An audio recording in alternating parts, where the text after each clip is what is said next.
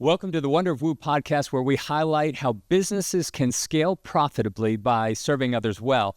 I'm Daryl Zavadny. And I'm Ed Howie. And this is the Wonder of WOOO. If you're a business owner investing time, money, and marketing only to be frustrated by losing customers, then this podcast is for you. The purpose of this podcast is to highlight the power of intentional service and consistent human kindness in business and in life. And we're here to show you how that adds value to others and how it doesn't just feel good, but it's actually really good business because they win, people win, and you win. And Ed, this is much, much bigger than just you and me and even really a business thing. This has significant impact on life and on people. It really does. And so today, what we wanted to talk about is what is a brand and really why does it matter? So that's really, today's episode is on what is a brand and why does it matter? So as we get started from a level setting standpoint, your background is marketing. I have experience in marketing. A lot of our community may not give a rip about marketing. So they may think that marketing is just, it's advertising, it's fluff. You want to tell you what marketing is? Yes. Okay. So when sales are down, is marketing's problem. Right, yeah. When sales are up, it's because the sales team's doing really well. Right. And so there are a lot of maybe misconceptions about like what a brand is and really why it matters. So again, marketer, background in marketing, a guy with experience in marketing. Yeah. I've been called a brand strategist. Okay, right, yeah. So there may be a lot of folks who are tempted, who are part of our community listening right now, tempted to check out. Yep. So before you do, please don't, because what we want to talk about is what a brand is, and then by extension, what a brand is not. That's right. So for the main point today, Ed, is what's a brand? And really, ultimately, for our community, the issue is, and why does it matter? Particularly if I'm inclined toward operations, supply chain, staffing, HR, blah, blah, blah, accounting, finance. So I'm not a marketer. What's a brand? So a brand is everything that encompasses your identity. When I started my own company 21 years ago, we talked about the previous episode, when I left HEB, started B2I Creative. On the top right corner of my one-page business plan was a statement: every element of your business either magnifies or detracts from your brand. Every element of your business either magnifies or detracts from your brand. Now, as you know, 21 years later, the way we say it is every element of your business either woos or poos your brand, right? Right. But the question is, we'll get to that plenty of time, what is your brand? Well, let's break it down in good old Texas terms. You and I are ranchers. Mm-hmm. We both have the same cows, the same livestock. And one of our fences is downed, and one of our cattle ends up on the other's land. How do you tell the difference between two things that are very similar? By its brand, its logo, its mark. Yeah. Think about it. You branded your cattle. I branded my cattle. Why? Because I want to know what is mine, and I want others to clearly know what's mine. Mm-hmm. That is what your brand is. Right. Okay, so let's go to the non-rancher and say, all right, what does this even mean? Yeah. Right. Why are we talking about ranching? Right. Yeah. But you had said everything. Everything either adds to or detracts from your brand. Okay. So let's do this. Okay. Let's do real life. Okay. Boston market. Yes. What do you think of? First thing you think of? Quarter white, cream spinach. Cream spinach, right? Yeah, really good cream spinach, mac and cheese. What I would also say about Boston market, I'd probably say inconsistent. They're like a bank. They weren't a restaurant. Yeah. Yeah. Their business model was really about rapid expansion. Right. But we thought it was about cream spinach. Right. Okay. So Boston market, Nike to me has a very clear ethos in terms of running and Phil Knight and Shoe Dog and all of that. I think marketing heavy and, probably maybe has lost some edge in competitiveness. Michael Jordan. Yeah, right. Yeah, Air Jordan, baby. As Tar Heels. Yeah, exactly. Tar Heels. We got that. But I mean, I've spoken a lot about Hoka more than I have Nike in the last 30 days. Right. Well, so give me an example. Maybe, oftentimes, Marcus Buckingham talks about, hey, you talked about now discover your strengths in our last episode, and he was kind of one of the early mouthpieces of the Strengths Finder. But, one of the things he talks about is, sometimes when you want to study excellence, you don't look at badness, you look at what is excellent. So maybe take us through an example. You and I could probably both come up with something, but what's an example of a brand that has focused on all of these elements from every bit of the brand experience, of the customer experience, where you think they've gotten it right? And I know I've got something that comes to mind. Yep. Do you? Not Apple. Uh-huh. Okay, so let's talk about two. Okay. Let's talk about Apple. And think about, I guess, that except for, except for the people in our audience who choose to have a device that creates a green text box versus blue. Right. Those friends you love, but it's that woo or poo. But anyway, think about the details of everything Apple presents to us as customers. Think about the integrity of their products. Think about the integrity of the design of their packaging. Think about the intentionality of the store. Think about the way they showed up during COVID and there was all this demand and all this concern. Think about all the things they do. I don't know what their specific mission is, but I do know back in 1984, when it was launched, if I'm correct, right? The 1984 commercial. Right. One of the key themes was making life simpler. And the fact that we could do pretty much anything from these iPhones we have hidden to our left and right that used to require a computer, I think they're doing that. But they also seem to be hyper-focused on every little detail. Mm-hmm. Now I wonder why that white box is so well built and so constructed. Well, I'm paying a lot of money for a device, and not only does it have to ship in a safe way, I open that box that I don't even want to throw away. Right, it's thoughtful, it's beautiful. It's like, I mean, how many empty boxes of those do we have around? I don't want to throw it away. It's a piece of art. Don't want to recycle it, but it's like, what do I do with this? So let's talk about a brand that people may not be as familiar with, but we love and adore. Sasquatch cookies. Right. Okay. You got Apple, huge, and you got Sasquatch cookies. But you know what?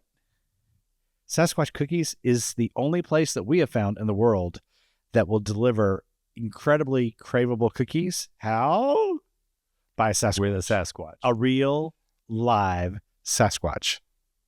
Okay, so if your brand doesn't have something that's a Sasquatch to it, then you don't have like something that makes you distinct. Sure. And when you are not distinct, you're meh. You're just kind of meh. Yeah. Take it or leave it. Okay. Take it or leave it kind of thing. Do you want to like build and create a brand that's just kind of meh? But we do it. And not on purpose, right? I think the assumption, of course, is who would ever do that on purpose? We go, oh my gosh, I want to start a new company. I want to create a new product. Oh my gosh, let's work on the logo. And hey, we do that for a living. I mean, it is part. I mean, it's your identity, it's your mark, it's your icon, it's the visible representation of the entire enterprise and the entire impact. Mm-hmm. But your brand, you can't out market a poor operation. Right. There's no way. And so your brand is every element of your business that impacts your team and your customers, right? Right. And what it does is it brings volume and value and just this whole relationship versus, hey, I'm stopping at the convenience store. Mm-hmm. I need a bottle of water. Do you care? Just give me some. Right. Cold. Right. Yeah. Versus the commoditization. There's a logo on every single bottle at the C-store of water. Right. But do you personally care what bottle of water you drink from a convenience store if we were going on a road trip tomorrow? I don't, but people do. Exactly. Right. My wife would say, Ozarka, please. And there's one that she would say, no, don't get that one. Okay. I'm like, which is cheapest, which has the best volume, which is coldest, whatever. Right. Okay. I know of one restaurant near our lake house that actually operates successfully without a name or logo. But that's kind of a novelty, right? Right. That's probably more a function of location. Yeah, part of location. It's really called we refer to it as the No Name Restaurant. Funny. And it's bizarre. But anyway, that restaurant aside, I've not seen many businesses don't have a logo. I've seen many businesses that have a logo that aren't a brand. Would you agree with that? Completely. Yeah. That's a great segue, because I want to zoom back out to the conversation that we started this with, which is, what is a brand and why does it matter to you? So I hope for our community that even in the course of this conversation, if you're not a marketer, you still heard, okay, a brand is the sum total of everything. So even Ed, as you were talking about Apple, as we're talking about Sasquatch, you mentioned a couple of words. You said distinct, but then this word of consistent also came up, right? Yeah. So this is the intersection of operations and marketing, right? This is the intersection of the day-to-day experience, and we'll cover it on another day. But there's also the team member experience, right? We're just talking about the brand, the customer experience. Yeah. So let's kind of break that down, okay? That let's use some industry terms. Okay, you have UX, right? Mm-hmm. That's user experience. Right. That's defined in general terms as the experience someone has in the digital relationship with your enterprise, right? Then you have CX, and that's customer experience. And that's typically breaking down the transaction side of how you allow a customer to purchase, how typically commerce is exchanged, and in exchange for the commerce transaction, there is something received and something given, right? Brand experience is all of that and more. Brand experience goes into where I think is the most powerful part of validating really the power of your brand. Mm-hmm. And that is, what impact are you having on the lives of your customer? Okay. You can have a great experience and have no impact, right? And while a brand is identified by its logo, if there's no story behind that other than it's just an identification mark, then your brand is really just like a street sign, right? Mm-hmm. Right. Versus when I'm trying to think of a great product that just like elicits an immediate response. Craveable, sellable. So I was walking through H-E-B grocery store here in San Antonio yesterday with a friend, and I don't know about your affection for a friend of mine named Little Debbie, but my kids have great affection for. Okay, I mean, I try not to have affection for Little Debbie, but when I was a kid, those oatmeal cream pies, amazing. Okay, so Bluebell ice cream. We love Bluebell. Sure, We're Texas. You know where I'm going with this? Have you seen it? Bluebell ice cream has a flavor called oatmeal cream pie. Sounds pretty crazy. Oatmeal cream pie. Okay. The picture of it looks a whole lot like the Little Debbie oatmeal cookie with the cream filling, and they have taken that masterpiece and blended it with the masterpiece of Bluebell vanilla ice cream and made really one of my all-time favorite ice cream flavors I've had. Mm-hmm. Okay. I glanced at that gallon container. I thought Little Debbie, even though Bluebell didn't pay for the licensing of Little Debbie, and they're probably not actually using official Little Debbie product. Right. Yeah. Sometimes they'll have Reese's, includes Reese's with the logo. Right. When they don't have the logo, that means they're generic, or you know what I mean? Yeah. Which, I mean, hey, but you see my point is that, and what it brought up is when I said Little Debbie, you smiled. Mm-hmm. Okay. Yeah. And it made me think back to, I know exactly how the box would sit in the cabinet, and that we could typically only have one a week in our lunch. Mm. Right. That's a brand. Right. There's a logo. It's evolved over time, but I unfortunately have a personal relationship with oatmeal cream pies. Right. Well, one of the things, even as you talk about, this experience with Little Debbie and in the pantry and all of that, is as I think about brand, even our conversations on brand and sort of where we've gone today with our community, which is brand is the sum total of all experiences, everything, every touch point, good and bad. I think about this word integrity. Yeah. And that comes from the word integer, which means oneness or wholeness. And this isn't, a moral integrity or anything. This is just about consistency, right? So we talk about a consistent deal over time, walked in the same direction. I know what to expect from this brand. And it's why, I consistently go to brand X. I consistently go away from brand Y. We talked about Apple. We've talked about Boston Market. So one of the things you and I at the outset of this podcast have said we desire to inspire people to engage. We also want to equip and give applications. Yes. So for a business owner or even an individual, right? Because this can happen personally where I am less consistent than I'd like to be in relationship or in my personal life. Why? Why does a business owner do this? And from an application standpoint, how specifically can we serve our community by saying this is how you can grow in this, this in brand integrity or inconsistency? So first of all, let's discuss why it happens. One of the words that we've thrown around with that, and then what is the application for business owner X in terms of brand and all these things that we've said, because it can be overwhelming. You can think, oh, dear Lord, everything I've done, my word, it's all falling off the cliff. So why does it happen? What should I do about it? So integrity, consistency yields trust. Mm-hmm. Trust is an essential foundation of any healthy relationship. Mm-hmm. If you're a commodity, there's no relationship. There is the receipt of a product or service for fulfillment of an outcome. When you're a brand, there's a relationship established. I mean, think about what your most adoring customers do on your behalf. They tell their friends. They defend you on Facebook when someone says something negative about you. They cheer you on. But if that's not me, What's not you? If that's not me personally, or it's not my business, right? The accountant, the insurance company, the retailer, if that's not me, how do I begin to diagnose that? How do I begin to apply this message if there's a delta between where I think we are and where we want to be? Just why do I have that delta? Right. And what do I do about it? So intention.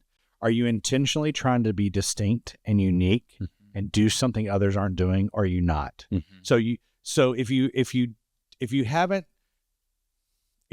defined that your enterprise is going to be unique, it's very difficult to be consistent because you haven't defined it. So the first thing is to identify what your customers need and figure out how you can do it in the most unique way, right? But then you have to figure out how to actually do it. So the easy answer is the lack of consistency is we wanted to serve hot fries with our special seasoning and we just don't do it. We can't figure out how to get our employees to be able to do that all the time, right? Mm-hmm. Or it is that we haven't even defined, never even prioritized that's that hot fries is the most important thing to our customers. Right. Does that make sense? Sure. So it's either right a lack of intention, which is a different issue. Yes. Or distraction from something that wasn't intention. Yes. Right. So those might be our maybe our diagnostic. They're diagnostic. They're great indicators. Right. So is it that if you're struggling with this or you feel like there's opportunity, that's a great thing. Is it that I have not decided we're going to do this? Or is it that we had decided what we're going to do, but become distracted and assuring we're doing it? Right. Okay. Is that too simple an answer? Well, for the purpose of our time today, and we said this podcast, the intent is to say we want to be engaging, we want to be inspiring, and we want to be applicable. Yeah. And the whole idea is that it's digestible, right? So today's, for the purpose of today, it feels like we've defined what a brand is. It's a sum total of everything, every touch point over time that gives people a sense of who a brand is, who a company is, or even who an individual is, right? Yep. So we have personal brands and the community that we have. So we've defined that, and then we've said, okay, with that in mind, there's companies who do it well, companies who don't. And if you're in this category, and we all have been as practitioners, what do we do about it? Well, we diagnose it. We say, well, it's either I got distracted or I never had clear intention. And so I don't know that it's simplistic as much as it is just maybe the tip of the iceberg. Well, the tip of the iceberg, but I actually, as you're in closing, let's talk about, let's see how this works for you. And if you feel like this is a better way of looking at it. You're at a cocktail party and what happens? Hey, how you doing? I'm Daryl. Oh, what do you do? Uh-huh. And you say, I'm a CPA. And if that's all you can say, then you're just a CPA. Right. If you say we're CPA and we've figured out a way that we provide each of our clients the top 3 implications of their financial position on a monthly basis. Mm-hmm. That would be nice, wouldn't it? Yeah. Or more importantly, the person standing next to you as y'all talking goes, oh my gosh, they're the most incredible CPA because they do this. Mm-hmm. That's like when you know you're a brand. Right. But a CPA is a CPA is a CPA from a standpoint of it is a certified position, right? Right. And everyone takes the same test, as I understand it, right? Yep. So if you're just a CPA, it's not devaluing a CPA. It's a commodity, but you're commoditizing. Which what's the problem with the commodity? A commodity's value is set solely on the pressures of the market. Mm-hmm. I don't want my value defined by someone else. I want to intentionally create value as a human as well as an enterprise. We both do. Absolutely. And that's what we want to help our community avoid. Great conversation today, Ed. I hope, as always, that today has affirmed you. It's been affirming to me to just talk about it. I hope it has affirmed our community, our audience, to consider ways to lead differently, to lead better personally and in your business, that you end up getting a little bit better. You talked about good, better, and best. That best isn't there all the time, but just to get a little bit better. And so we hope that it's encouraged you to serve others well, because we really do believe there's value in serving others well. For sure. And Ed, what is it you like saying every time we wrap up these episodes? Everyone wants woo and ain't no one want poo. Indeed. Indeed. And we'll see you next time on the Wonder of Woo podcast. So that's it for today's episode of The Wonder of Woo. Head on over to Apple Podcast or wherever you listen to subscribe to the show. One lucky listener every single week who posts a review on Apple Podcasts will win a chance in the grand prize drawing to win a $25,000 value private VIP day with Ed and me. Be sure to head on over to thewonderofwoopodcast.com to pick up a free copy of our gift, and please join us next time.